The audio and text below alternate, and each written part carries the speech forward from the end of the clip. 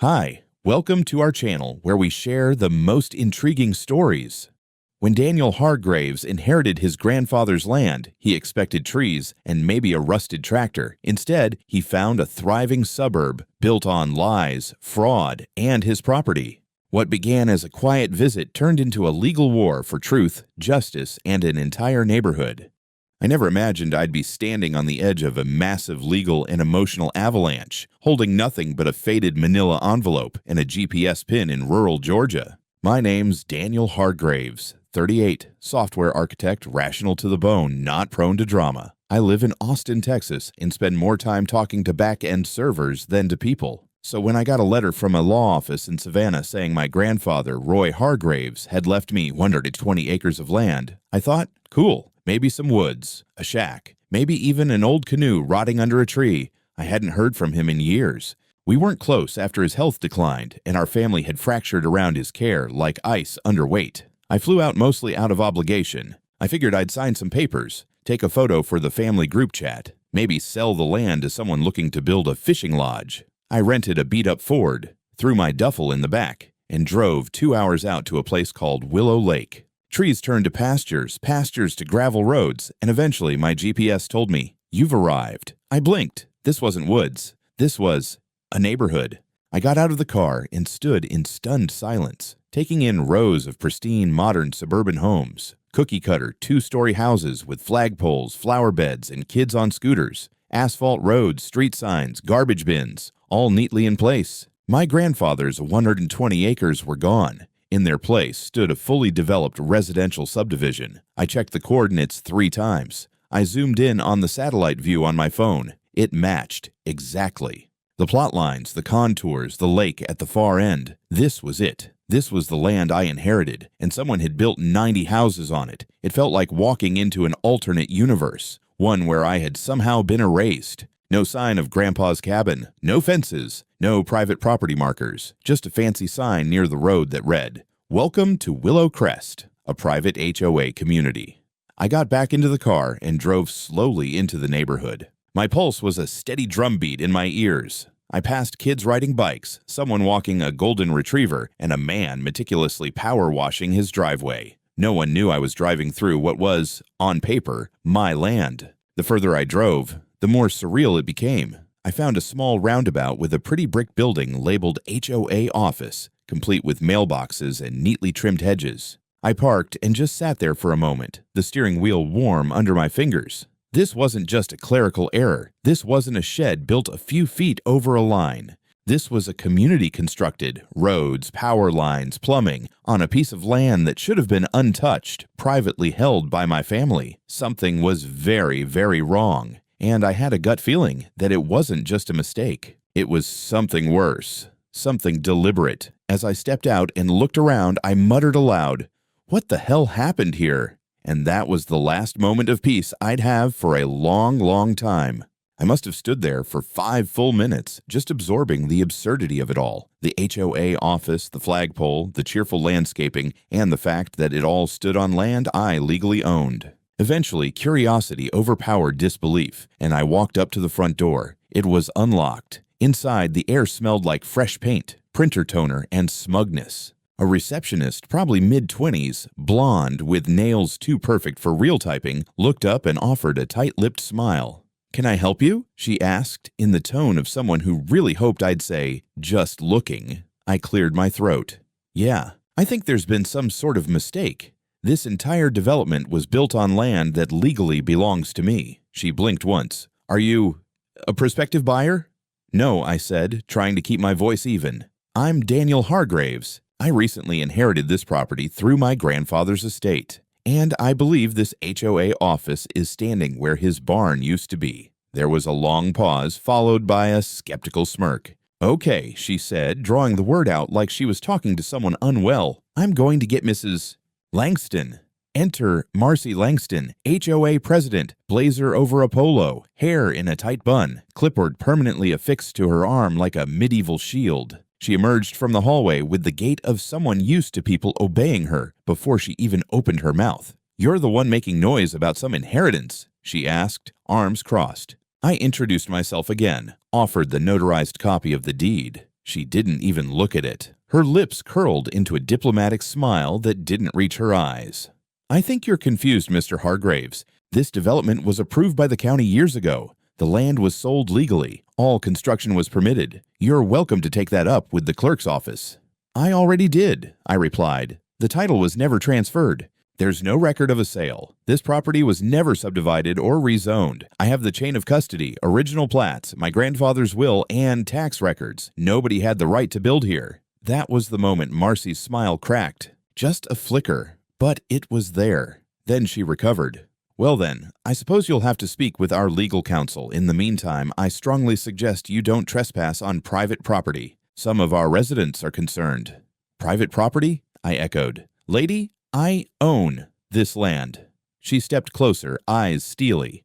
"Not according to us, you don't. Now, unless you're here for an HOA matter, I'm going to have to ask you to leave. And you can expect a notice of violation for unauthorized parking and unauthorized photography. Both are against HOA policy. I'm not in your HOA." She didn't blink. "You are while you're here." I left, fuming.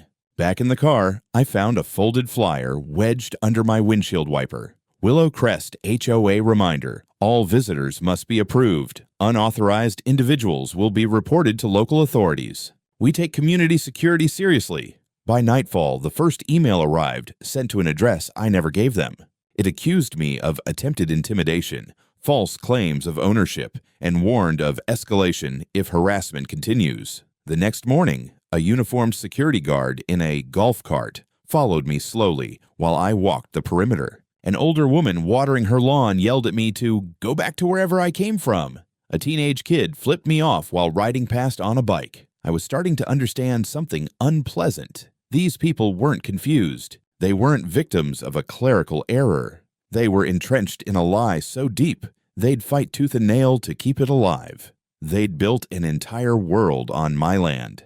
And now that I had shown up to reclaim it, I was the invader. I'm not a confrontational guy by nature. I write code, I debug things, I live a life of calm, caffeinated order. But there's something about being told, flat out, that your legally inherited land doesn't belong to you.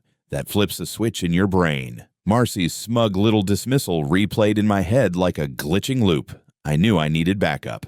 First stop, an old college friend, now a real estate attorney in Atlanta. She recommended a local firm known for handling land disputes like these, the kind that usually involved farmers and shady developers, not IT guys versus HOA warlords. That's how I met Lynette Harper, a sharp-witted lawyer with steel gray hair, sharper eyes, and a voice that could cut marble. She read through my documents while eating trail mix and said, without looking up, "They're squatting. Classy squatting. In golf carts, let's take them down." We started building a case. She filed a quiet title action, legalese for "this is mine and I can prove it." We submitted records. The deed, tax documents, plat maps, probate filings, even old black and white photos of my grandfather on a tractor near the lake. I tracked down the notary who'd certified the will, now retired and living in Florida, and got a sworn statement from him. Every piece confirmed the same thing. The land was never sold, never transferred, never legally touched, which made what they'd built on it not just illegal, it was practically criminal, but that wasn't enough. We needed to know how this had happened, how 90 homes and a fully functioning HOA had sprouted on my property without anyone noticing.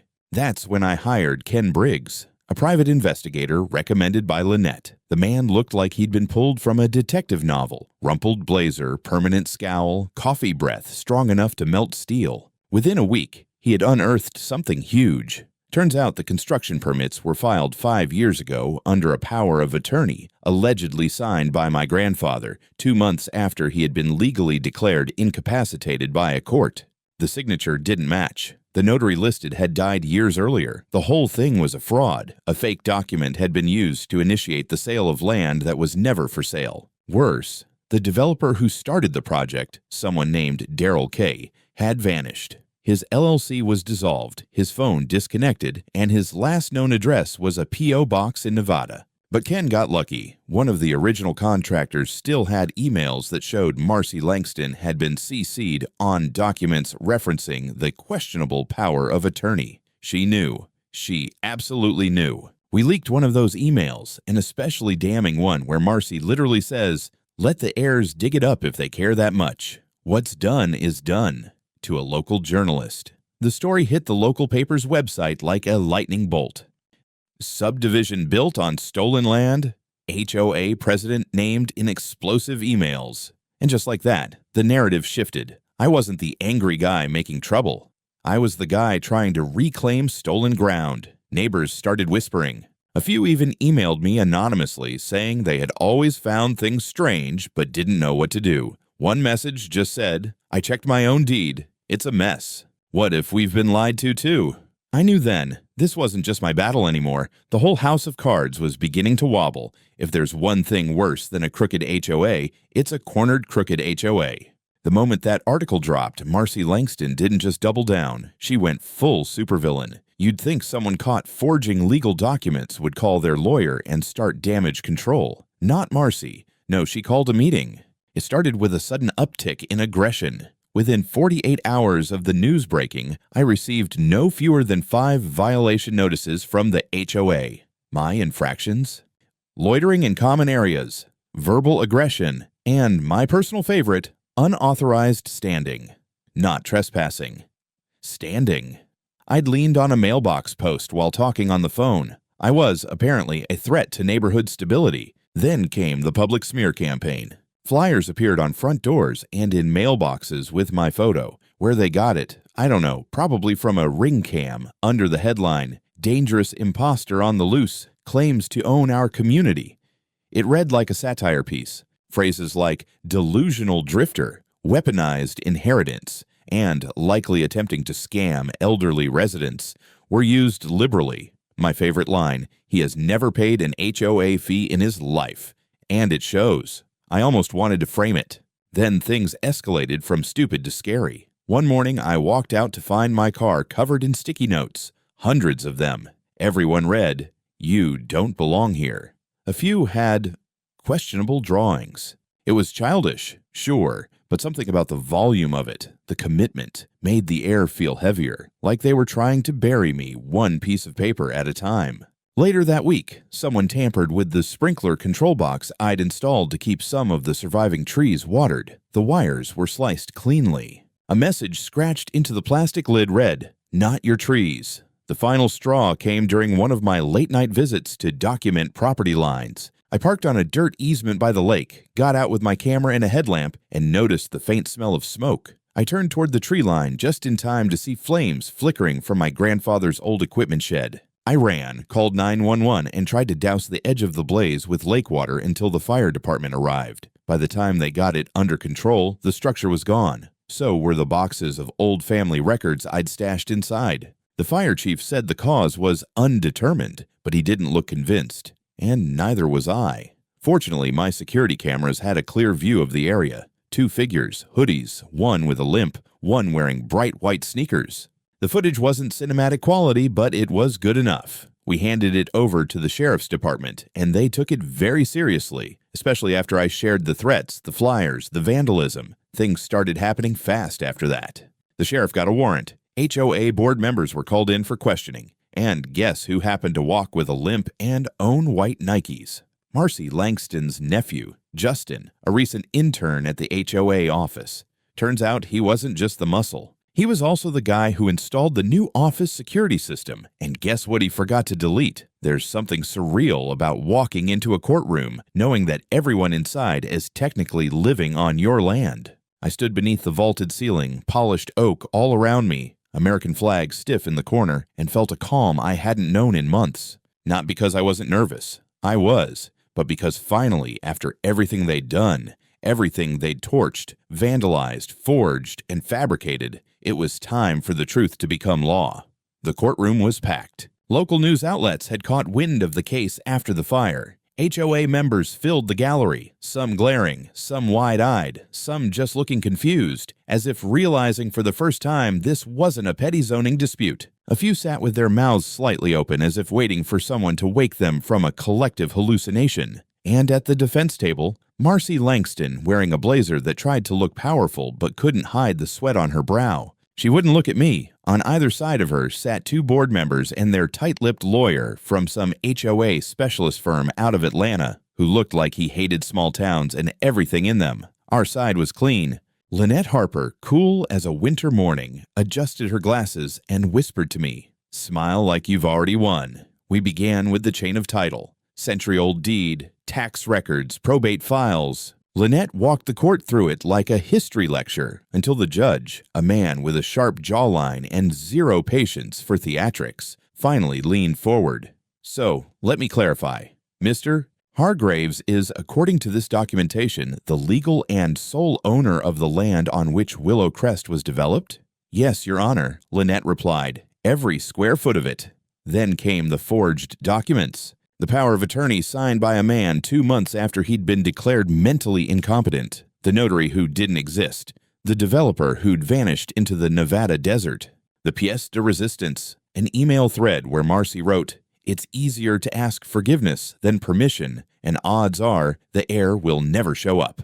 That line landed in the courtroom like a dropped piano. The defense squirmed. Their lawyer tried to paint me as opportunistic, a paper heir trying to exploit homeowners for profit. Lynette calmly asked him to explain how a dead man signed a contract. They had no answer. Then we moved to damages, videos of the threats, the sticky note campaign, the burnt shed, the sprinkler box, the fireworks that someone had launched into my driveway one night like it was a suburban siege. All of it documented, cataloged, and presented.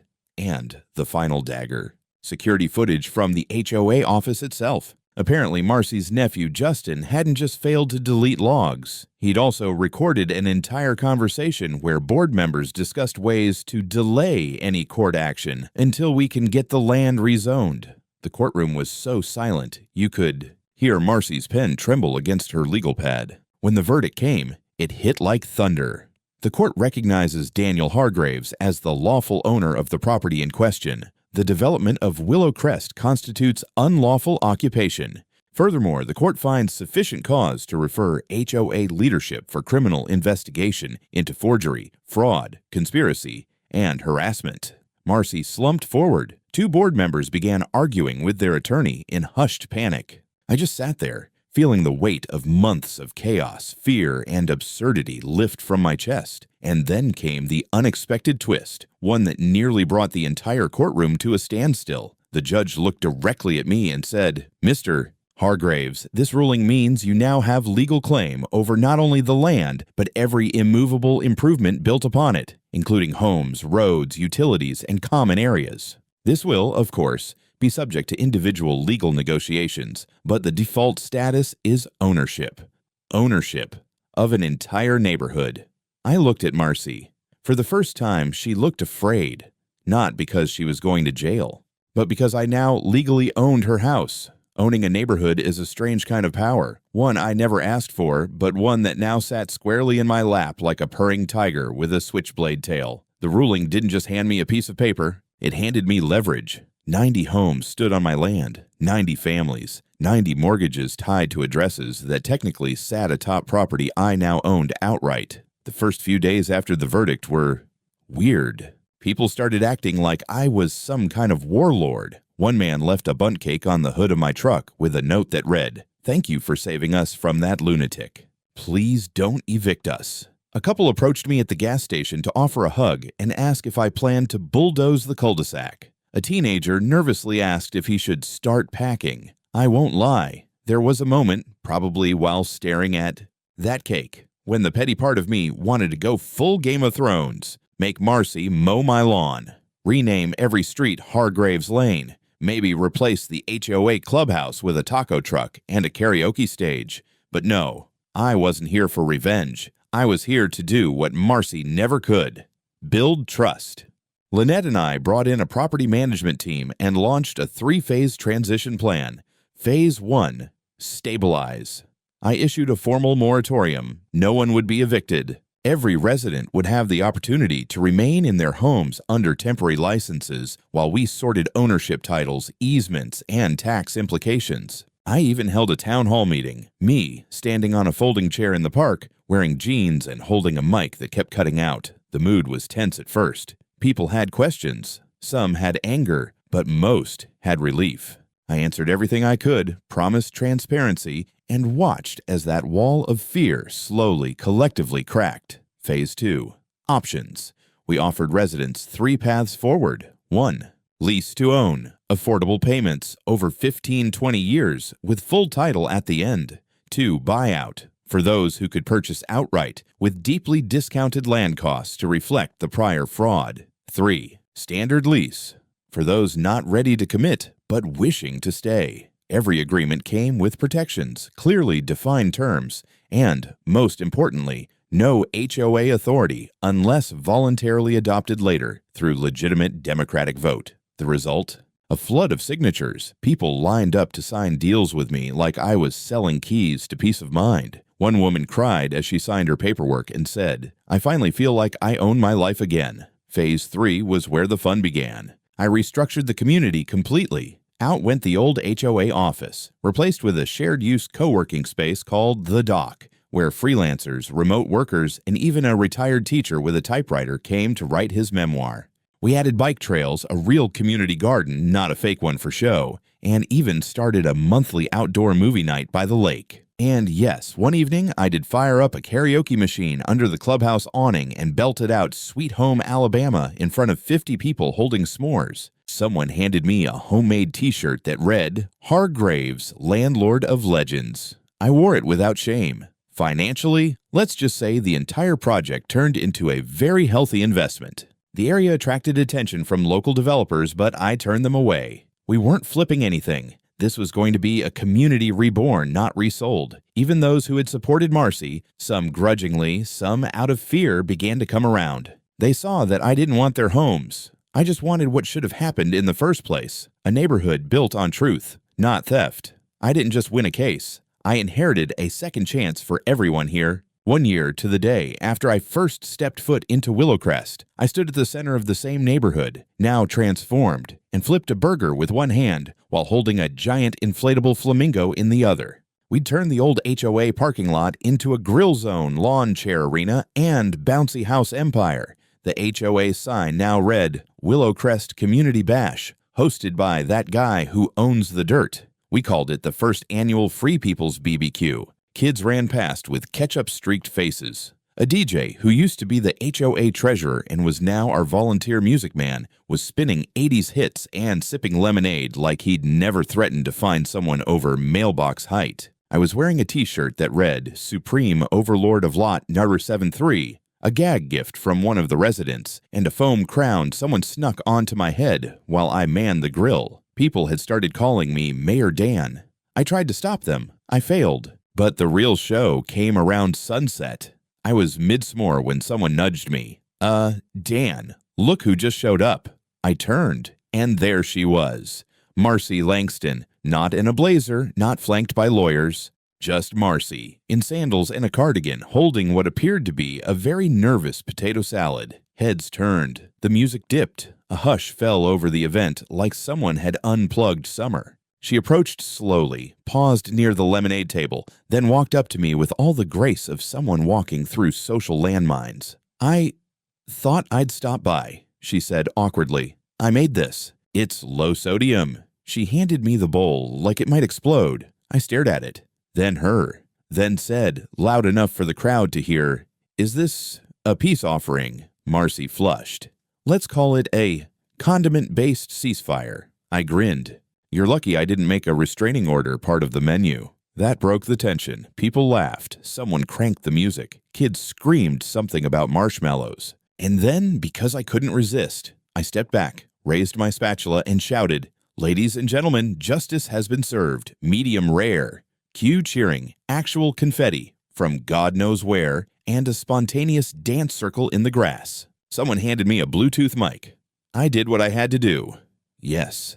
I danced, like a man who'd won back his grandfather's legacy, buried a corrupt regime, and created a better neighborhood from the ashes. Like a man finally free. Like a man who now knew that owning land is one thing, but building trust is the real victory. As the sun dipped behind the lake, someone raised a toast with a solo cup. To Dan, who showed up thinking he inherited a field and left owning a village. I corrected them with a smile. I stayed.